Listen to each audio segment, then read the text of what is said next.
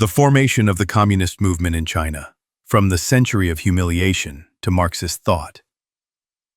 In the final years of Emperor Qianlong's reign, China entered a prolonged period of decline, commonly referred to as the century of humiliation. Successive Qing governments failed to resolve mounting crises such as economic stagnation, rampant corruption, and military weakness. Massive peasant uprisings, most notably the Taiping Rebellion, caused millions of deaths and left rural areas devastated. During this period, Japan and Western powers continuously forced China to sign unequal treaties, ceding territory and granting them economic exploitation rights. By the time of the Boxer Uprising, China had effectively become a semi-colony. In the early 20th century, several young intellectuals such as Ma Junwu, Liang Qichao, and Zhao Bijin began studying, translating, and summarizing socialist and Marxist ideas into Chinese. However, these efforts were still limited in scope and influence. The tide began to turn after the Shanghai Revolution of 1911, which overthrew the Qing dynasty through armed uprisings and mass protests. Despite toppling the monarchy, the new republican government failed to improve social conditions or modernize the country effectively. This spurred growing intellectual interest in Western ideologies, particularly socialism. The new culture movement flourished, especially in major cities like Shanghai, where Chen Duxiu launched New Youth magazine in 1915. The publication quickly became widely influential among young intellectuals. On May 4, 1919, news from the Versailles Peace Conference that Shandong Province, formerly occupied by Germany, would be handed to Japan instead of returned to China, triggered a nationwide wave of outrage. The Chinese public saw this as a betrayal by the Western allies and a failure of the Republican government to defend national sovereignty. Mass protests erupted across major cities, marking the beginning of the May 4th movement. Though initiated by students, this movement was unprecedented in drawing wide participation from non-intellectual classes, including workers, merchants, and the emerging middle class. Mao Zedong later called the May 4th movement a turning point in China's democratic revolution, with a new revolutionary force composed of workers, students, and the national bourgeoisie. Many of the key political and social leaders over the next 5 decades, including founders of the Chinese Communist Party, began their journeys during this period. The October Revolution in Russia, 1917, left a strong impression on May 4th activists. Although Chinese knowledge of Marxism at the time was limited, radical intellectuals were intrigued by Lenin's revolutionary strategies, which seemed applicable to China's semi-colonial context. Furthermore, after the formal establishment of the Soviet Union in 1922, the model of revolutionary modernization in a backward country inspired many leftist Chinese thinkers. As historian Tony Sach observed, early Chinese communists were Bolsheviks before they were truly Marxists. Interest in the Bolsheviks gradually deepened into a more serious engagement with Marxist theory. At Peking University, Dazhao formed a research group to discuss Marxist ideas. Chen Duxiu, then a department head at the university, actively participated and used New Youth to publish Marxist writings, including themed issues in 1919. Figures like Mao Zedong and Zhou Enlai also became drawn to the communist movement during this time. By 1920, both Li Dazhao and Chen Duxiu had officially converted to Marxism. Li founded the Peking Socialist Youth Corps, while Chen returned to Shanghai to form a small communist group, the seeds of what would become the Chinese Communist Party (CCP). Red Fire from the Countryside, the formation of the Chinese Communist Party, and armed struggle in rural China. In July 1921, 13 delegates from various communist groups, representing around 50 party members nationwide, secretly gathered in Shanghai for the First National Congress of the Chinese Communist Party, CCP. After being discovered by police, the meeting relocated to a boat on Nanhu Lake in Jiaxing, Zhejiang Province. There they formally adopted the party's program, which emphasized 2 key revolutionary goals: overthrowing the capitalist class and abolishing private property. Despite its ideological clarity, the early CCP was small and had limited social influence. Its members were mainly intellectuals, and most had no experience organizing workers or leading mass movements. Nevertheless, the party's existence reflected a growing desire to find new political solutions to China's deepening crisis. From 1923, under the guidance of the Communist International, Comintern, the CCP entered into a united front with the Nationalist Party, Kuomintang, or GMD, led by Sun Yat-sen. The Soviet Union provided military and financial aid to the GMD, hoping to support a united anti-imperialist movement. CCP members were instructed to join the GMD as individuals and help build its organization. This cooperation brought the CCP out of isolation and gave it access to military training and experience in mass mobilization. However, after Sun Yat-sen's death in 1925, the alliance began to fray. His successor, Chiang Kai-shek, was deeply suspicious of the communists and sought to consolidate power. In April 1927, while leading the Northern Expedition to unify China, Chiang launched a violent purge of communists in Shanghai, an event known as the April 12 Incident. Tens of thousands of communists and leftists were arrested or killed. This massacre forced the CCP to reassess its strategy. The party now faced an existential crisis. It had been nearly wiped out in the cities and had no military power of its own. Mao Zedong, then a relatively unknown member, began arguing that China's revolution must be rooted in the countryside, not the urban working class. In autumn 1927, Mao led the Autumn Harvest Uprising in Hunan province. Though it failed militarily, it marked the first serious attempt by the CCP to mobilize peasants as a revolutionary force. Mao and his remaining troops retreated to the Jinggang Mountains in the border region of Jiangxi province, where they began to establish a rural revolutionary base. At the same time, other CCP leaders, such as Zhu Dai and Zhou Enlai, were also organizing peasant uprisings and guerrilla forces across the countryside. Gradually, in the late 1920s and early 1930s, the CCP established the Jiangxi Soviet, a self-governing communist region, which experimented with land reform, class struggle, and grassroots governance. Mao's emphasis on peasant mobilization, political education, and flexible guerrilla warfare tactics began to define the CCP's identity. While many top party leaders remained loyal to Soviet-style models and urban insurrection theories, Mao's rural strategy increasingly proved more effective. This shift represented a major departure from classical Marxist doctrine, which emphasized the industrial proletariat as the primary revolutionary force. But in China, a predominantly agrarian country, Mao's adaptation of Marxism to rural realities created a new revolutionary path. As he later wrote, "A single spark can start a prairie fire." The Long March and the Rise of Mao Zedong. By 1933, the Jiangxi Soviet had become the largest revolutionary base in China. The Chinese Communist Party, CCP, controlled a territory with millions of peasants and a standing Red Army force. However, the Kuomintang, GMD, government, under Chiang Kai-shek, launched 5 successive encirclement and suppression campaigns to destroy the Soviet region.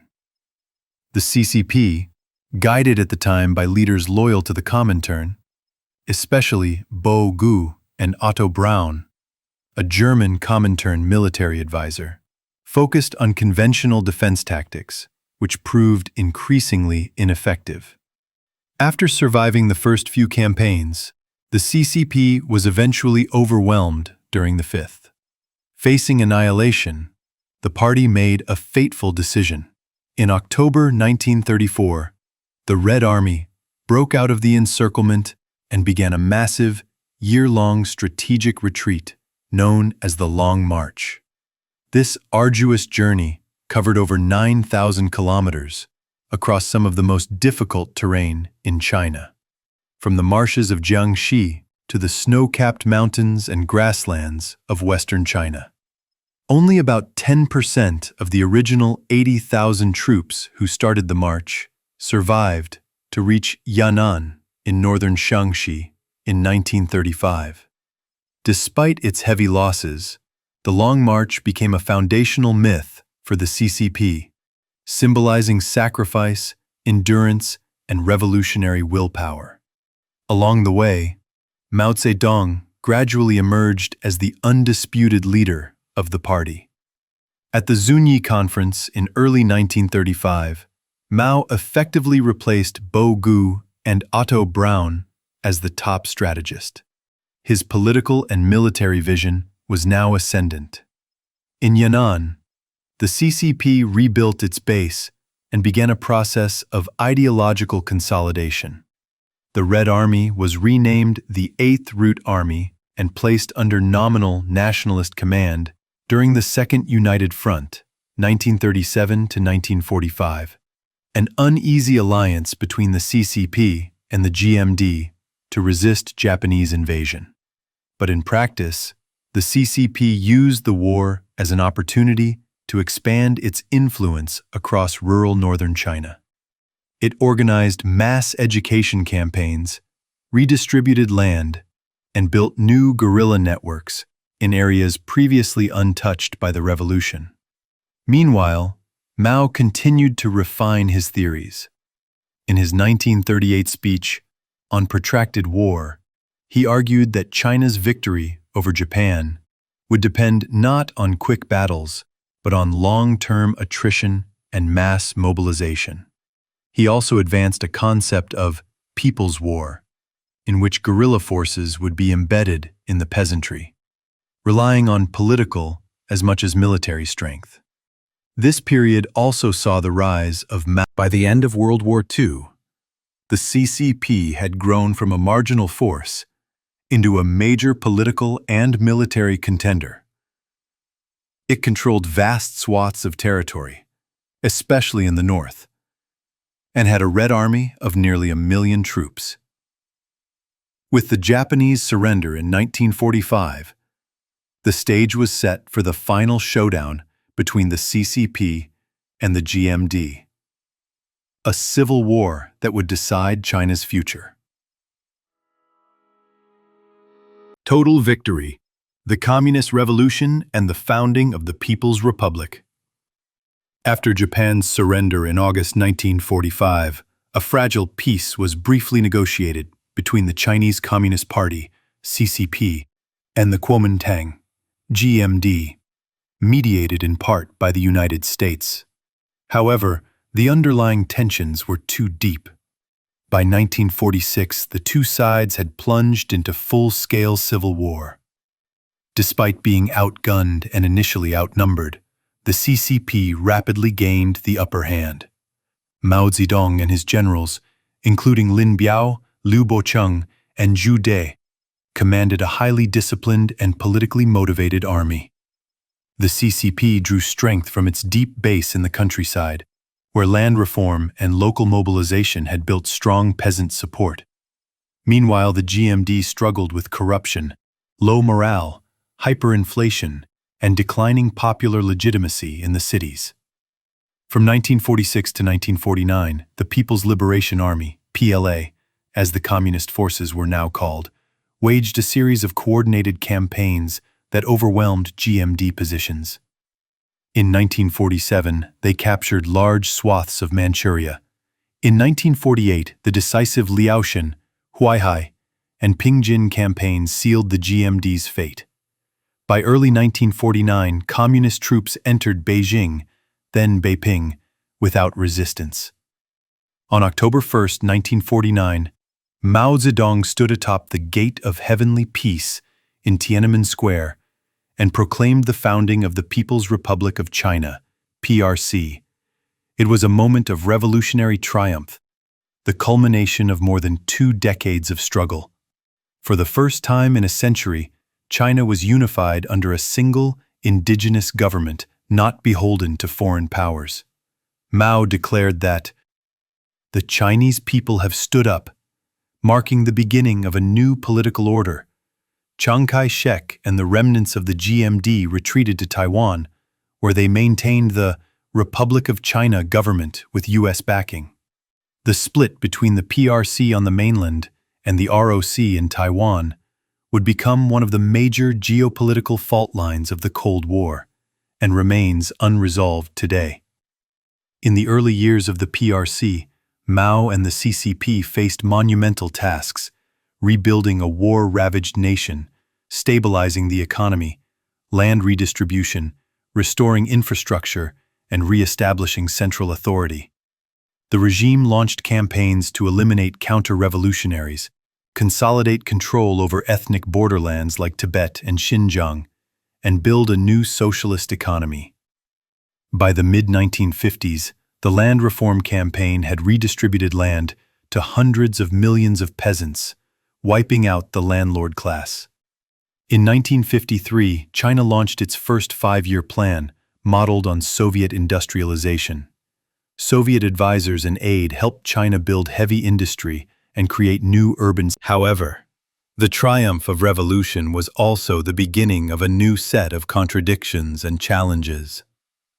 As Mao sought to deepen socialism and guard against bureaucratism, tensions emerged between political radicalism and economic pragmatism. These would explode in the following decades.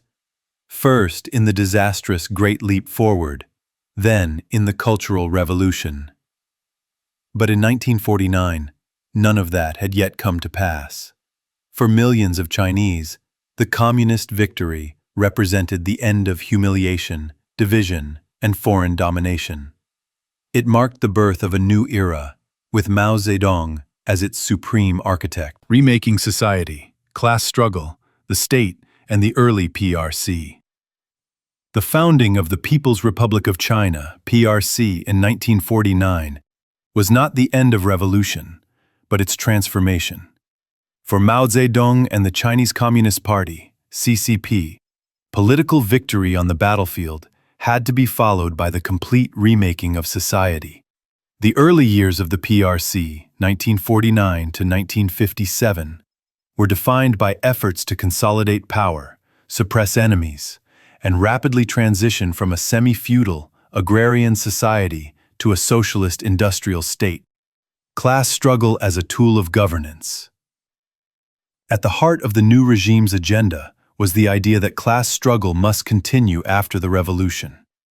Mao believed that although landlords and capitalists had been overthrown, their ideas and influence lingered. The CCP therefore launched a series of mass campaigns designed to root out counter-revolutionaries and reshape popular consciousness. The campaign to suppress counter-revolutionaries, 1950 to 1953, targeted former nationalist officials, religious leaders, secret societies, and anyone suspected of opposing communist rule. Hundreds of thousands, perhaps more than 1 million, were executed or imprisoned.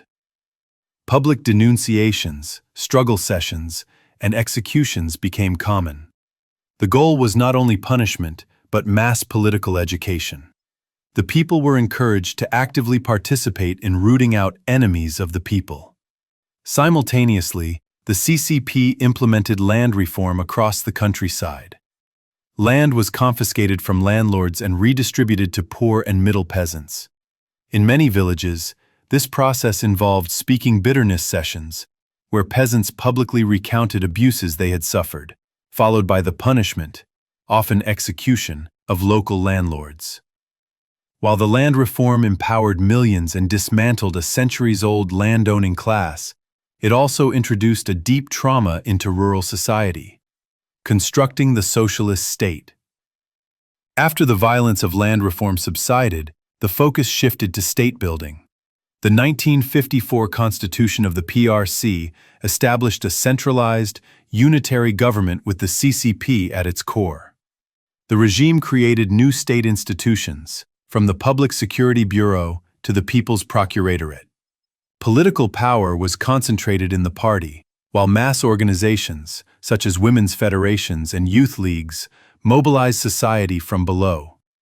The CCP also moved to bring ethnic minorities and frontier regions under firm control. Tibet was invaded in 1950 and fully annexed by 1951. The government established autonomous regions in Xinjiang, Inner Mongolia, and elsewhere, promising cultural autonomy but maintaining firm central oversight. The First Five-Year Plan, 1953 to 1957. Inspired by the Soviet model, China's first five-year plan prioritized heavy industry, urbanization, and central planning. With Soviet technical assistance and financing, the CCP built hundreds of state-owned enterprises, steel plants, and transportation hubs. Industrial output soared in sectors like coal, cement, and machinery. At the same time, the rural economy was reorganized. Beginning in 1953, the government promoted agricultural collectivization, encouraging peasants to join mutual aid teams and eventually cooperatives. Although this process was initially voluntary, pressure intensified over time. By 1956, over 90% of Chinese peasants were part of collectives. This rapid transformation brought both achievements and tensions. Industrial output grew significantly, urban living standards improved, and illiteracy declined. Yet collectivization led to confusion, resistance, and in some areas food shortages. Mao, increasingly uneasy with what he saw as bureaucratic stagnation and Soviet-style rigidity, began to seek a more radical path. The 100 Flowers and the Anti-Rightist Campaign. In 1956, Mao briefly encouraged intellectuals and citizens to speak out about the shortcomings of the regime through the 100 Flowers movement. Let 100 flowers bloom. Let 100 schools of thought contend, he proclaimed.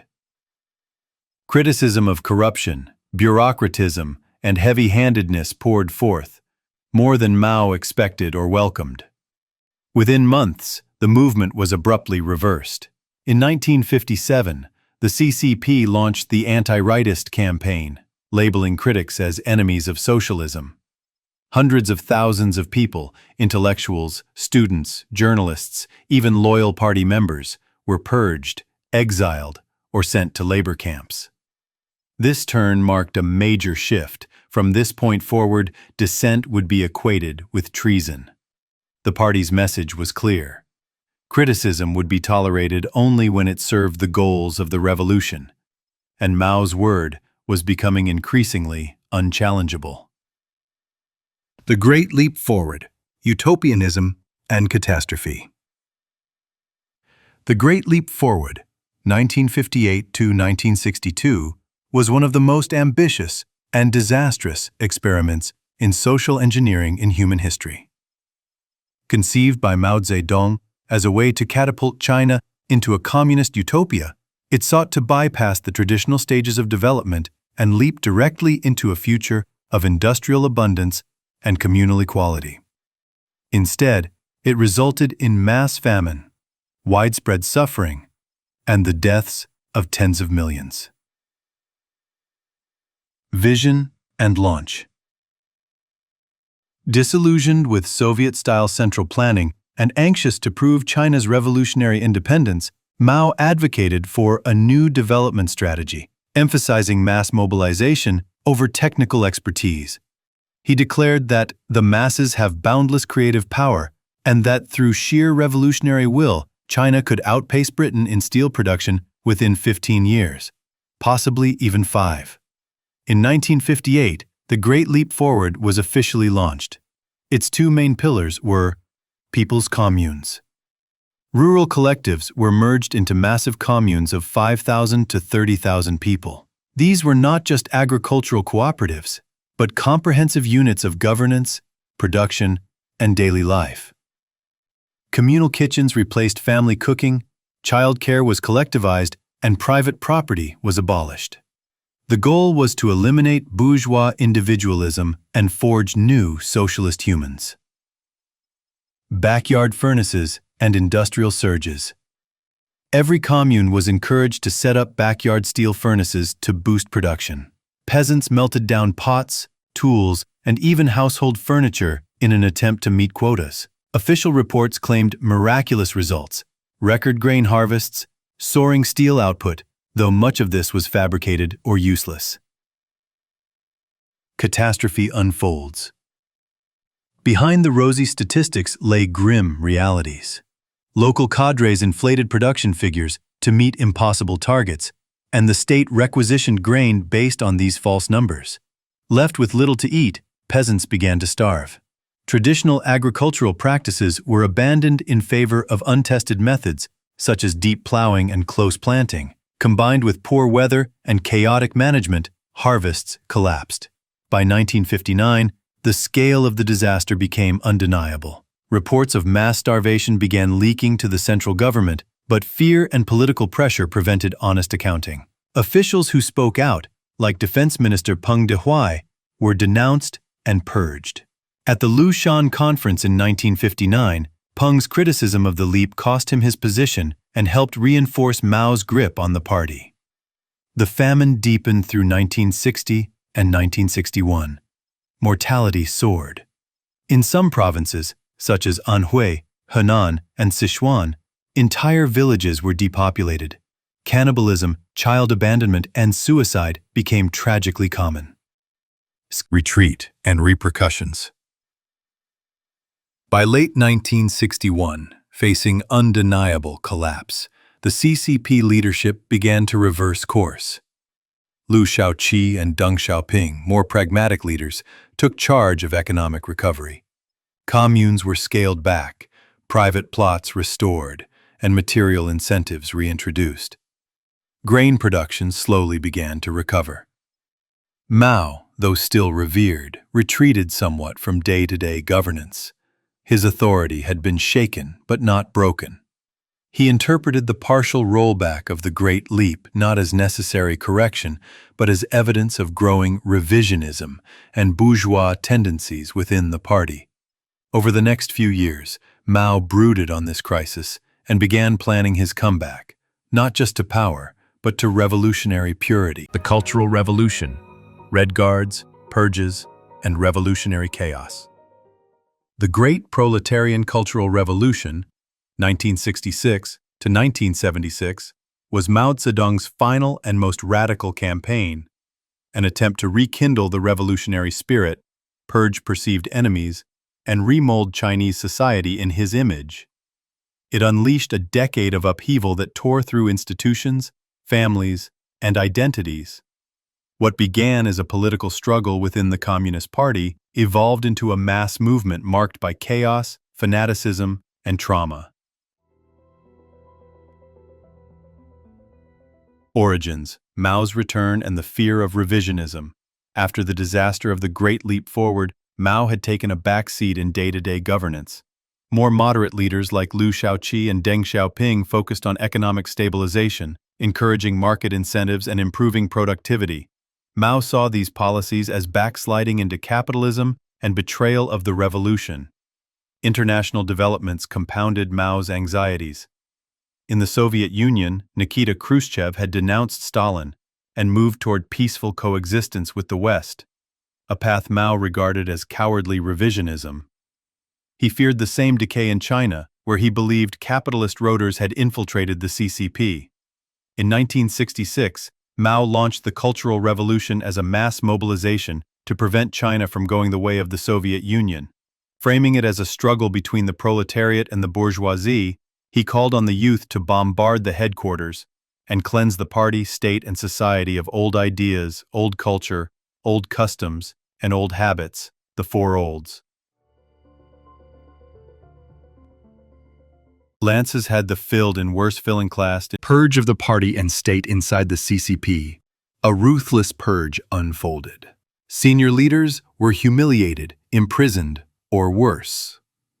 Liu Shaoqi, once Mao's designated successor, was branded a capitalist roader, beaten, and died in captivity in 1969. Deng Xiaoping was also purged, sent to do manual labor in the countryside. Mao's new inner circle was dominated by radicals, including Jiang Qing, his wife, and 3 close allies, later called the Gang of Four. They promoted class struggle as a permanent process and pushed extreme ideological purity over governance or development. Military intervention and consolidation. By 1968, the violence had spiraled out of control. Mao turned to the People's Liberation Army, PLA, to restore order. The army disbanded Red Guard units, occupied factories and schools, and took over local administration. This shift marked a return to authoritarian control, albeit under revolutionary rhetoric. Millions of youth were sent up to the mountains and down to the countryside to learn from the peasants. A forced relocation that disrupted their education and alienated a generation. For many, it was a period of disillusionment and hardship. A decade of turmoil and its legacy. Though official campaigns continued into the 1970s, the Cultural Revolution had largely run its course by 1971, when Lin Biao, Mao's heir apparent, died in a mysterious plane crash while allegedly fleeing after a failed coup.